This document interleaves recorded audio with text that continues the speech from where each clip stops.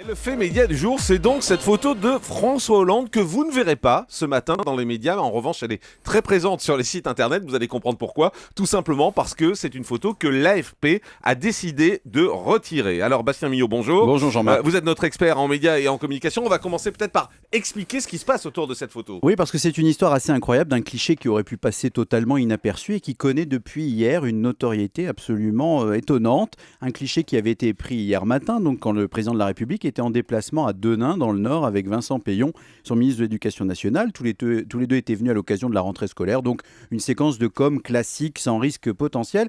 Alors, qu'est-ce qu'on peut voir sur cette photo que nos auditeurs peuvent également retrouver sur europe1.fr? Eh bien, François Hollande est assis... Et que je montre à la caméra pour ceux qui nous suivent en direct. Voilà. C'est moderne. Que François Hollande est assis donc devant un tableau de classe sur lequel il est écrit « Aujourd'hui, c'est la rentrée ». Le chef de l'État est face à une classe et sur son visage, on voit un sourire béat et les yeux ronds, une tête qui tient plus d'une grimace qu'autre chose.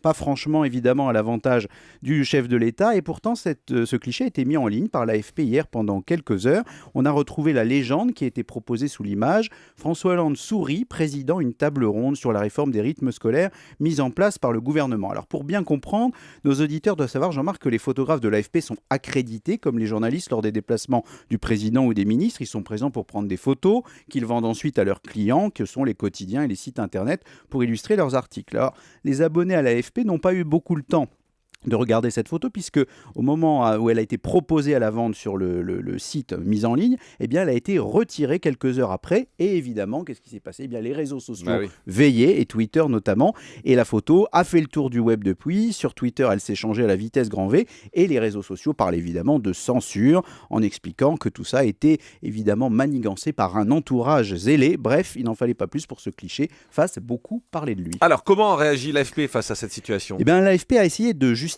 sa décision. Ils ont été joints par la rédaction du journal gratuit 20 minutes et ils ont expliqué qu'il ne s'agissait pas du tout d'une censure, ni d'ailleurs d'une demande de la part de l'Élysée. C'est une décision éditoriale de l'agence qui s'excuse auprès de ses clients, a dit l'AFP. Alors c'est effectivement le droit le plus strict pour l'agence de ne pas diffuser un cliché, mais on se demande d'ailleurs pourquoi ce cliché, s'il n'était pas, on va dire, vendeur ou s'il n'était pas en état d'être proposé sur le site, a été mis en ligne à un moment ou à un autre. Peut-être quelqu'un a voulu faire une blague ou une farce au sein de l'AFP. En tout cas, aujourd'hui, sur le site internet de l'AFP, il n'est plus possible de se procurer le cliché en question. L'AFP a envoyé un mail à tous ses clients pour les avertir. Et sur la photo, il est marqué la mention Mandatory Kill, qui veut dire effacement obligatoire.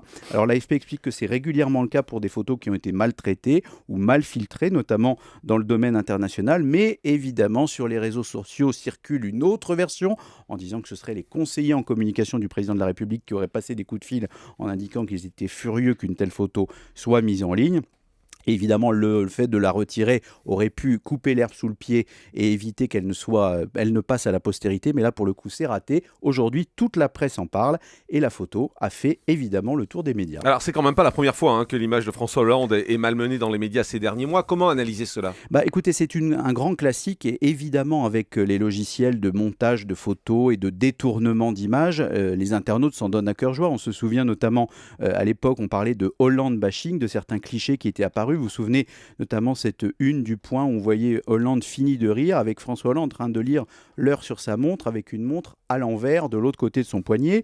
On voyait aussi un certain nombre de photos où François Hollande avait été grimé, ou des photos de lui sous la pluie le jour de son investiture. Donc, c'est de tout temps, la capacité à parodier des photos, ça a toujours existé, sauf que là, en voulant peut-être faire un peu de zèle, eh bien, ça a été l'effet inverse, et c'est ce qu'on peut dire, l'arroseur arrosé. Merci beaucoup, Bastien Millot, et c'est vrai que sur mon blog, ce matin, c'est la séquence la plus lue et la plus commentée, alors que cette photo serait passée totalement inaperçue s'il n'avait pas décidé de la retirer. Je crois que personne n'aurait fait attention, puisqu'en plus, personne n'a accès à cette banque de données de l'AFP.